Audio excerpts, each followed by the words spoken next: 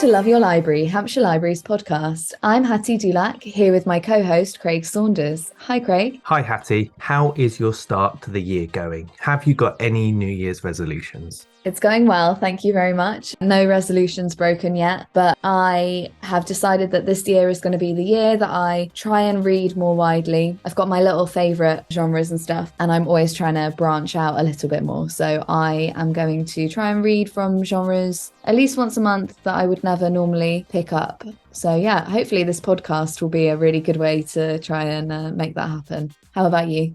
Well, I can't believe we are in 2023. It sounds like a year from the future, doesn't it? It's crazy.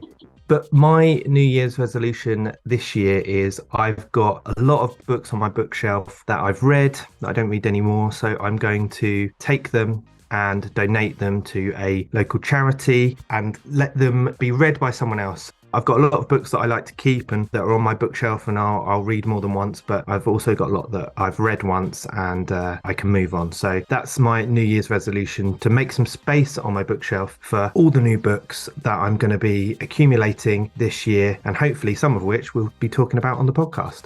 Sounds like a very good New Year's resolution. I think hopefully some of our listeners will be doing the same. But it's that kind of time where you can do this whole self-reflecting thing and look at the way that you, I guess, behave, not just when it comes to reading. A lot of our listeners, I imagine, will be thinking about the new beginnings and how they're going to be tackling 2023. So it's probably worth mentioning some of the things that are going to be going on at Hampshire Libraries as we get into the swing of things. Yeah, there's loads of ways that you can use your library for any of the positive changes that you want to make this year. From saving costs by using our free services, to learning a new skill at a Learning in Libraries class, or even just borrowing some recipe books to cook up a storm for January. It all begins at the library. And you can get your little ones in on the library action too by having them take part in the Reading Agency's Winter Mini Reading Challenge, which is a slightly scaled down version of the Summer Reading Challenge. And I'm just going to keep saying challenge. It challenges kids to keep reading during the colder months. Which brings us nicely onto our guest, or guests, plural, for this episode. They're representatives from two local educational institutions, Cantell Secondary School and the University of Southampton. We invited them onto the podcast to tell us all about an initiative they set up to help secondary school aged children become more confident with reading. Yeah, so the Reading Buddies programme is what we're talking about here, and it involved pairing students with school pupils to read together. And it saw a fantastic response from everyone who took part, the students from the university and actually a local college as well, and also the pupils from Cantell. So it was really great to hear about it. And it was a particularly lovely thing for me to hear about, as I'm actually a former student from both of these places. So it was a bit of a blast from the past. That was a long time ago for me, but it was really heartwarming to see how these local communities work together, two institutions working together for the same purpose. And so, yeah, it was a lovely thing to see. Well, I hope our listeners enjoy hearing about it as much as we enjoyed speaking to them. Here's us chatting with Jessica, Catherine and James from Cantell and the University of Southampton.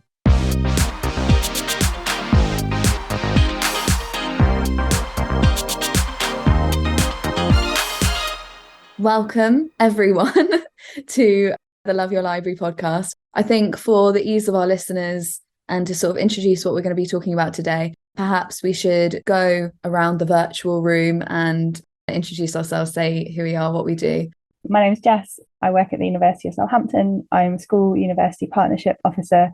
So half my role is about public engagement with research and half my role is about widening participation and social mobility. And I helped set up the Reading Buddies project with the lovely people here and also the amazing Caroline Handy and Yasmin Stoner, also from the university. Hello, thank you for having me. My name is Kat. I am the head of science at Cantell, but also the pupil premium lead. So we get a pot of money to support students that have been eligible for free school meals any time in the last 6 years, which is how I got involved in this project. Hello, I'm James Jordan. I'm the head of English at the University of Southampton. I also grew up in Southampton and have been a regular user of their libraries for a very long time, predating Unity Authority. So even so, yeah, that's who I am. Welcome, everybody. Thank you so much for joining us. We're really excited to have you here. So we're here to talk about the Reading Buddies scheme. could you give us an overview of the project and why it was created? So it was designed to support our kind of pupil premium students, particularly those where their reading age was below their chronological age. So what we did was we really wanted them enjoying reading, improving their confidence in reading. So we wanted to set up an opportunity for them to read with an adult, which ended up being twice a week. They got to do that. We had about 167 students that we targeted across year 7, 8 and 9, and nearly 70 adults that were coming in regularly to read with those students. Did people just volunteer?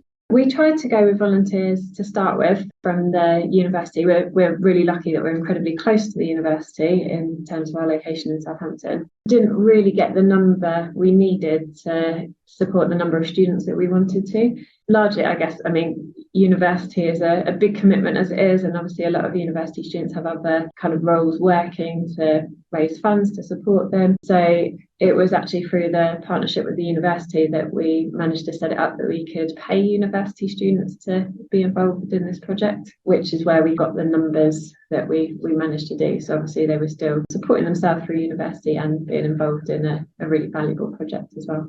Jess might be able to say a bit more about the payment side of it, I think, because that was big enough and showed how valued it was in the city as well. Yeah, that was quite a long discussion because obviously there's a lot of value to volunteering. There's a lot of research out there around sort of volunteering for wellbeing and things like that. But for that scale of project and for that kind of time commitment from the students as well, we felt that really it would probably need to be a paid opportunity. That also meant that it was open to more students because, as Kat said, there are some students who, like myself and like, I guess, the reading buddies from Cantell, if they came to us as students one day, maybe wouldn't be able to financially support themselves if they didn't have paid work. So that's why we went down that route.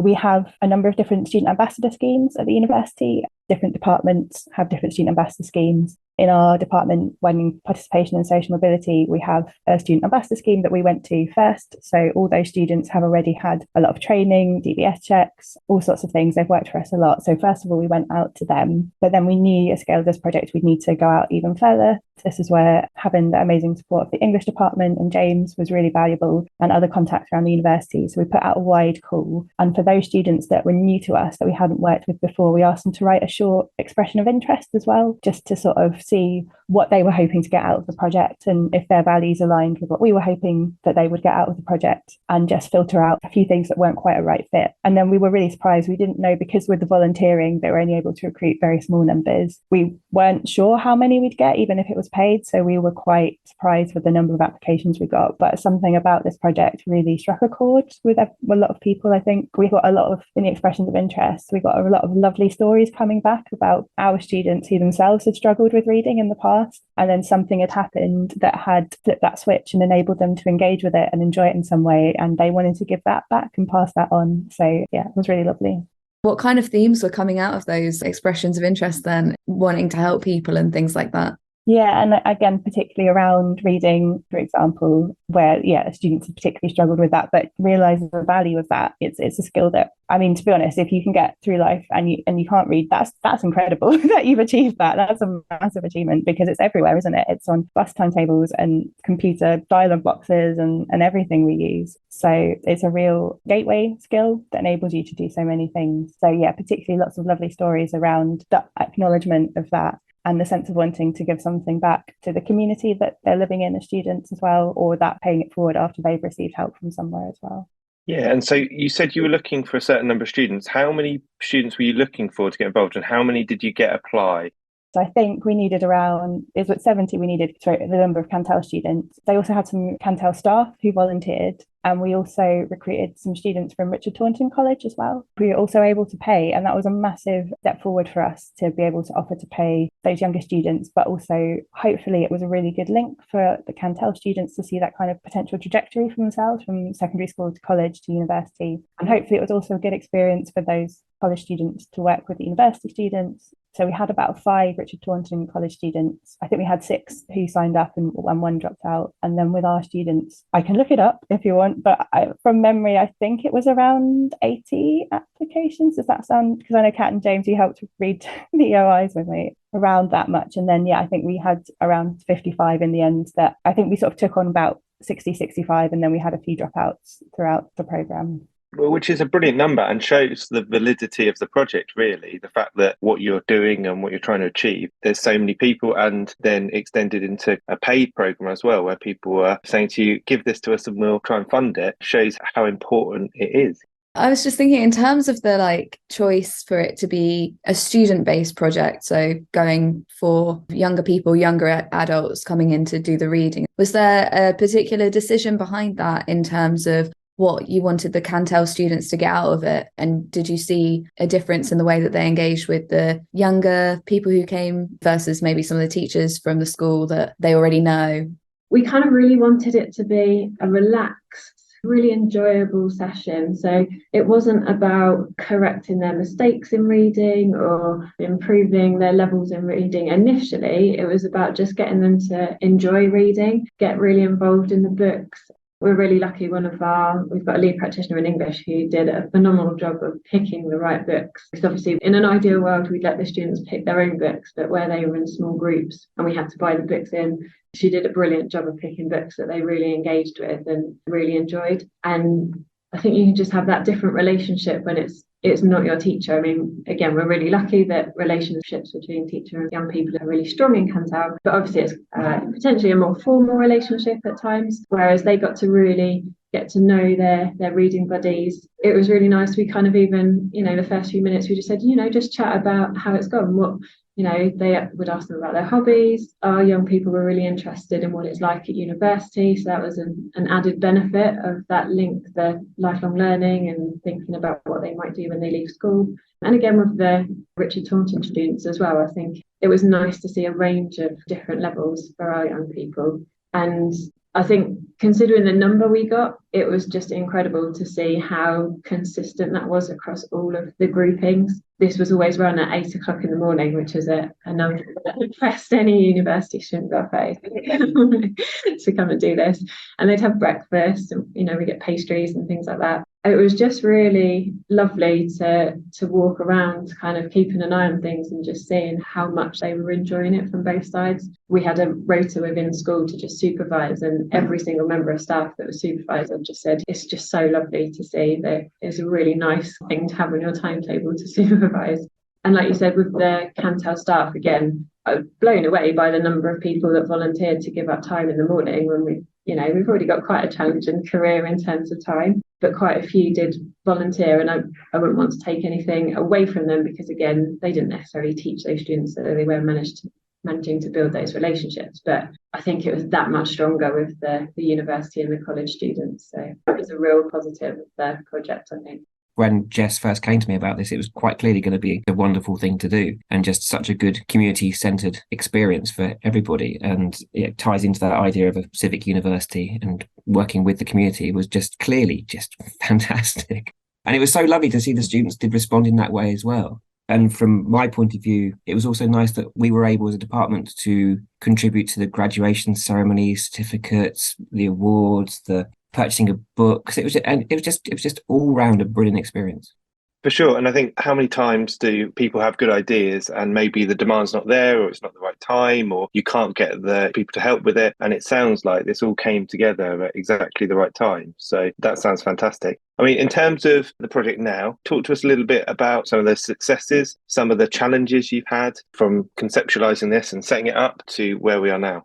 I mean, there's a lot of groundwork. So there was a lot of serendipity, I guess, in the timing, definitely. But there's a lot of groundwork that goes into that partnership building and partnership working as well, which doesn't seem apparent immediately. For example, a lot of my job is going out to local schools and saying, we've got all these different programs, we've got festivals, we've got our access program, please get involved. And schools are already under the most amount of pressure. It's insane. And I'm in awe of teachers all the time, especially teachers like Kat, who just go above and beyond. And I will embarrass her because she is my hero. I say that to lots of people, but it's such a pressurized environment, and we're always going to them and saying, do something else, do something with us. And it's to support the students, it's with good interest. But with this project, it was the school that came to us. And that was a massive difference because the school were already invested in it. It was the school's idea completely. And then so instead of us sort of going in with our ideas that we thought would work, they came to us and our job was to facilitate those ideas and make them happen. And the fact that Kat came to us with that idea is the result of years of getting to know each other through the Heads of Science Network. And Kat and I have done a number of projects together. Some have worked, some haven't. And throughout that process, that trust has been built up. So when Kat came to us and we tried it, first of all, through the volunteering route and it didn't work,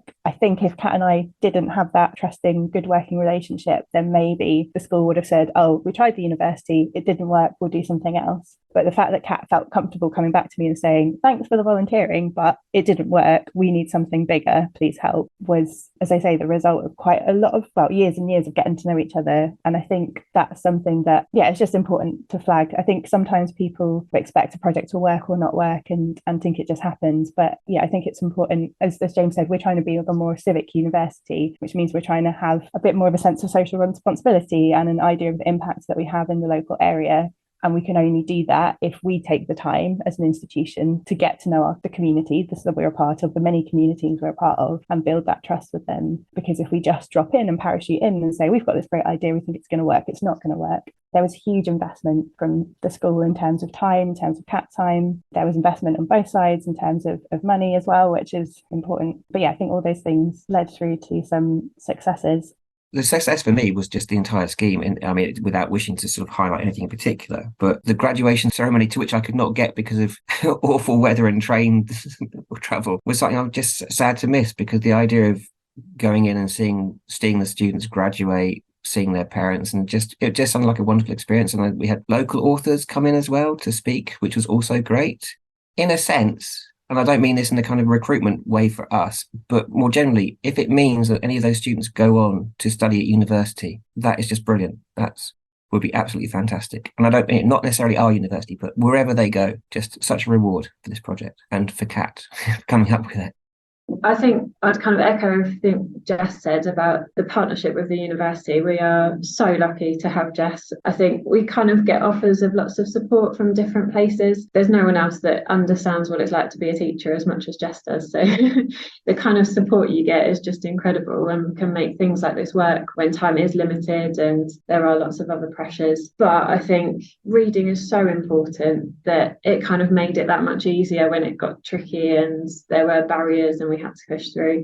I really like the reading agency website has got some really good summaries of the kind of research around the benefits this could have. I mean, originally we talked about some of our students come into us in year 7 with a reading age years below where they should be, particularly some of our students from disadvantaged backgrounds, but not exclusively. And that kind of has an impact on their academic success. But just wider than that, the stuff on the reading agency about the benefits in terms of mental health, self-esteem, if we can get people enjoying reading. I think it even talks about loneliness when in the adult stage of life. If we can do that for our students and get those benefits for them, then it's worth persevering through every barrier that we had. Like James said, with the graduation, that was just such an incredible event. And even we had a more informal kind of celebration event partway through where we got pizza in the school and Nazneen, Hampshire, came in. And again, it was just so nice. She was going around talking to the families and the parents were involved. And it's just been so lovely in terms of the community feel. And I think for me, I need to do a bit more now about thinking how that can work with libraries in the future. And I think sometimes people do think of reading as an almost solitary thing that you can do. And this project has just shown it's not at all. It really has kind of been a social thing that's brought people together and kind of really lovely side of it. Yeah, definitely. We've got some events going on is it just one of our libraries, Craig? Is it just Winchester? Yeah, it's Winchester, yeah. Well, I think it's meant to reignite the tradition of storytelling in that old stories around a campfire kind of sense, where they're encouraging adults to come and listen to a story being read. We have a lot of children's-based events in libraries where there's story time, rhyme time, that kind of thing. But I think sometimes people in adulthood could benefit from that community feel as well. And just going somewhere and, like you say, reading aloud, it makes it such an inclusive experience, which touches on a whole host of things. It's not just reading and the development of reading and literacy. It really does help in so many areas. I mean, we've touched on it there in terms of the importance of libraries and the significance of them within the community. Did you want to talk a little bit more about that in terms of working at a university or being a student, about how libraries have helped you in your careers, in your roles? If possible, there are just two really magical moments I wanted to share that relate to what Hattie said. And then also libraries are obviously amazing. But I was at one of the informal pizza midway celebration events at Cantell School. As Kat said, Nazneen Ahmed, an amazing local author, came and met the families, and then she read some of her stories to the room. And so the sort of community feel of the project and the magic of live storytelling. So we had the university students, the college students, the Cantell students, and the families of the Cantell students, which included grandparents, parents, other carers, babies, younger brothers and sisters, older brothers and sisters. It was such a mix of people. And there was this really magical moment towards the end of the first evening when Nazneen was reading from the book. And we were just sat there, and this room full of so many people from different walks of life was absolutely spellbound. We were literally sat there, everyone on the edge of their seats. You could hear a pin drop. It was so like the intensity of the listening, and it was just a genuinely magical moment. And then I also heard from a teacher at that event that there was a student who they'd been struggling to get to read at all in class because of confidence and various things. And then after a number of weeks of working with their reading buddy, they were reading aloud in class in front of their peers, and that massive jump is just huge. And it's moments like that where you think, yeah, all of those extra hours and everything, well, it doesn't even equate to that, but like this is something that's worth being part of and worth the university investing in. And just one other really lovely anecdote that from talking to teachers at that evening was that there were some parents at Cantell who themselves were Cantell students, and some of them had good experiences and some of them didn't have good experiences, as we all do with schools. It's always a bit of a mixed bag. And they said there was some parents who they sometimes struggle to get to engage to come into school because of whatever reasons. There's always reasons for these things, it's not good and bad, but those parents came to that in-school celebration event. So something about the community spirit of the project really opened those doors. And likewise, when we did the graduations on campus, getting those families on campus, our message was all about, this is your space. If you're going to Cantell, you probably live quite locally, so come and use our facilities, come to Valley Gardens, come to the library that we have on campus. Well, obviously for me, the library at the university is just crucial for everything that we do with our students. And not only the library, but the special collections that are housed in the archives, and the fact that the library is more than just the books. And that was also true of libraries when I was growing up. It was, the books were fantastic, but it was more than that. It was that community hub. It was that place to go, place to do quizzes. Where did I go to as a child? I went to Burgess Road, Shirley, Cobbett Road, Woolston. I went to those on a regular basis. Each was different, but each was kind of warm and welcoming and a safe space to think. And it was just, they were great for that. And obviously that lifelong love of reading has not gone away. Exactly. And then just to get a bit of a more personal angle from all of you guys, what kind of things do you like to read? When you're sat there listening to local authors' storytelling, is there something that particularly strikes a chord with you, or is there anything else that you'd like to give a special mention to while you're here? I think for me, working in a school now and having so many conversations with students where they've seen me leading on the Reading Buddies project last year, I just love taking their recommendations. So if I see them reading a book or they're walking around with a book, and I know this probably means I'm reading quite child-focused books, but it's just so nice to then talk about it with them. And kind of when you see them reading a book, oh, is it good? Oh, yeah. They'll tell you what's happening. And I think they quite like it when you say, oh, would you recommend it? Oh, I'll have to read that. I have got quite a long list now, though, from the number of recommendations that they do give. And again, I mean, we're very lucky. Our librarian is incredible, and we've got a really good library in school. But again, they kind of, some of them, when they were doing the reading buddies, they kind of said, oh, can I go and get that out of the library? Yeah, absolutely. Reread bits you've done with your reading buddies. Go ahead. I think it was really nice that they engaged with that. And when we did the tours of the university as part of the graduation, they actually got to go into the university library, and just the look of some of their faces, kind of just the size of it, that was really exciting. And I kind of remember when I was little, getting your library card was the most exciting thing ever. I felt like such a grown-up. So yeah, I think it's just been such a lovely thing to be involved in. It sounds brilliant, and it's been so nice to chat with you all and find out more about the project. As we come towards the end of our conversation now, in terms of people that are listening and they want to find out more, is there anywhere they can go to find out more about this project, to follow it, to see how this develops, and to find out more about where it goes? So we're running it again this year with Cantell, and we are looking at adding some extra things into the programme, which does include library visits. So we've spoken to Southampton libraries, obviously, because that's our local one, and they've been amazing. They've been so accommodating. So we're looking at building a couple of library visits into the programme so that the young people from Cantell can get that kind of supported experience in going to the libraries. We are taking on a second school this year. So we're also going to work with St George's Catholic College on a smaller scale and then see how that works with a second school. It's something that we do hope to roll out more widely in the city, but we are still in the sort of pilot phase at the moment. So we still need to figure out from our side, the university funding allocation, what capacity we have in terms of managing it all and things like that. So I guess from next academic year onwards, hopefully other schools may be able to get involved, but it's all very, very experimental at the moment still. In terms of following it, I don't know that we've done it. I can't remember if any of us have done things on social. I'm terrible at social media, but the university or Cantell may have done things. But yeah, we are keeping going. So there's not really a call to action, I guess, at this point, except if you're a Cantell or St George's parent, then hopefully you'll get to experience it this year. And if you're at another school, then hopefully future years will be coming to you. I mean, I'm similarly terrible at social media. I don't have a social media presence at all, thankfully. But Harry at Cantell was absolutely brilliant and inspirational in his social media messages. I don't know if Kat wants to talk about that at all, but just brilliant.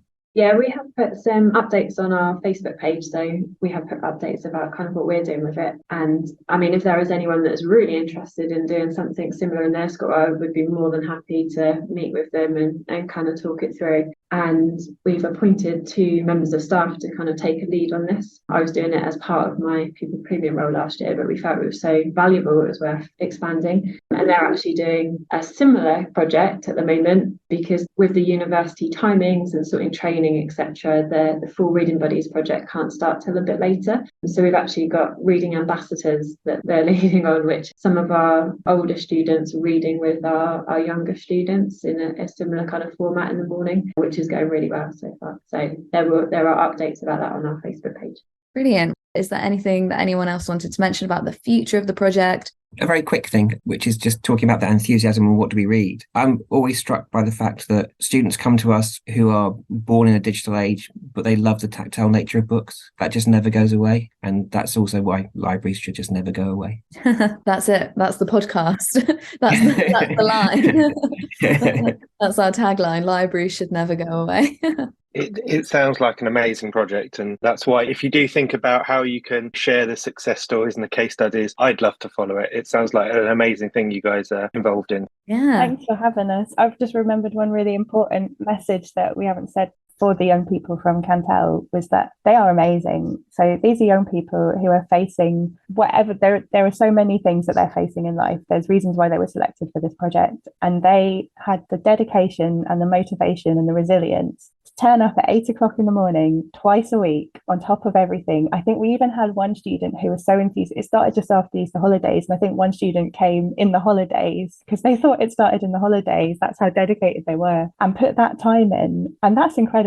And a lot of the time, especially if you're struggling with something like reading, we're worried that the messaging they're receiving a lot is you're not good enough, or you need to improve, or you need to be better in some way. But actually, we were saying that strength that they have to be able to engage with something like that in that way is so important and is huge, and is going to help them absolutely fly with whatever they want to do in the future, whether it's university or being an astronaut or writing a kid's book or working in Sainsbury's, whatever it is, they are going to be incredible at whatever they want to do because they've got that strength. And it was really important for us that we highlighted that this wasn't like a charity project, I guess. It was about supporting those students to see the strength that they already had.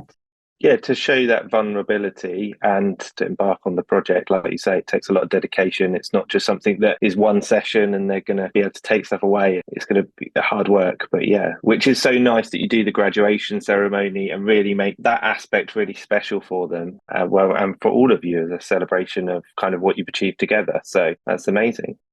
And the university and college students graduated and got certificates as well, because they will have got something from that experience as well. It's definitely it worked in both directions, basically. Everyone was given and receiving. I think sometimes these projects can come across as a bit patronizing sometimes and sort of one way. I think that was one of the successes, was that collectively we managed to create that dialogue approach. It is a really worthwhile thing. And from what you're saying as well, I haven't heard any of you mention things like targets or KPIs or anything like that, which is, when it comes to the curriculum, which I think we all know is quite restricted these days, it's nice to do something that doesn't necessarily have that pressure on it. And you probably, one might speculate, see more positive results from that than from some of the curriculum-based stuff that might not suit every student. Yeah, if it was fully about attainment raising, then the teachers, that's their job. So they would be doing that, or you'd hire in tutors or something. But it was about creating a safe, nurturing space for young people to re-engage with something that they've been disengaged from for whatever reason. And that's where we were able to come and support with our young people, our students. I think it's so important, like you say, it's not just for people that, want to go into academia. It's going to impact everyone, whether you're working in a manual job, or it's going to, help in every aspect of life, because it is such an important skill to learn and keep learning. I think it kind of showed, or it demonstrated just how amazing our young people are at supporting each other as well. They were working in small groups. The size depended on how much support we thought they needed, but they were just incredible with each other. And sometimes it can feel a bit scary to read aloud in front of your peers, particularly when you're a teenager and you don't know how they're going to react. But I'm just so proud of them. They were so good with each other as well. And I do think hopefully the university students and the college students got a lot out of working with them. I know I'm feel incredibly lucky to work with the young people I do, so hopefully they benefited from that as well. Will you use the same students and volunteers for the next time you're running this? So sadly, some of them have graduated. Those that have graduated and are staying in the city can come in a volunteering aspect. So we're working with our alumni team to offer that opportunity. We've just started in the last few weeks recruitment for this year. Well, I say just started, there's different stages of recruitment, but we've just done the big stage of recruitment for this year. So we've gone out to all of last year's reading buddies and asked them if they want to come back. And at the end of last year, we did a sort of feedback survey at the end and asked if people were interested in coming back. And I think everyone that was staying in Southampton pretty much was interested in coming back. And even some of them that were graduating were like, oh, if there's a way I can still get involved somehow, then they would love to. But also, we've got a whole new cohort of students joining as well, and hopefully now word is spreading and we can recruit from the wider student body too, because I think this is something that's just going to grow and grow. So we can never have too many reading buddies. So yeah, a mix of those from last year and some new faces as well. We're working with Richard Taunton College again. So yeah, hopefully we'll get more of the college students involved too. Great. Thank you so much for your time, guys.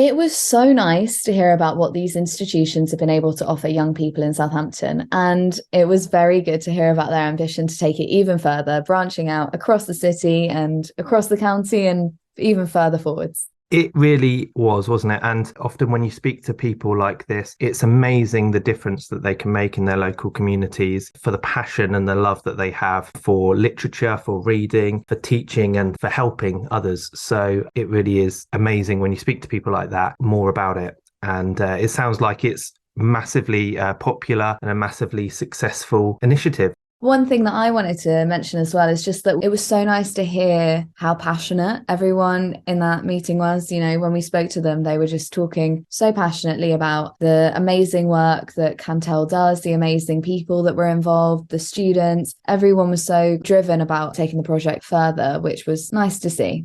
And they're doing it as an additional thing out of their work time or their lesson time. As I say, it's down to people like that within our local communities that have identified a real issue and a real problem for many people, even if it was just to help with a confidence issue with reading. It's amazing when you speak to them about what they're doing. And as I said, it sounds like it's really popular and it's just going to go from strength to strength. Okay, well, that's all we've got time for today. Thanks so much to Jessica, Catherine and James from Cantell and the University of Southampton. And thank you for listening.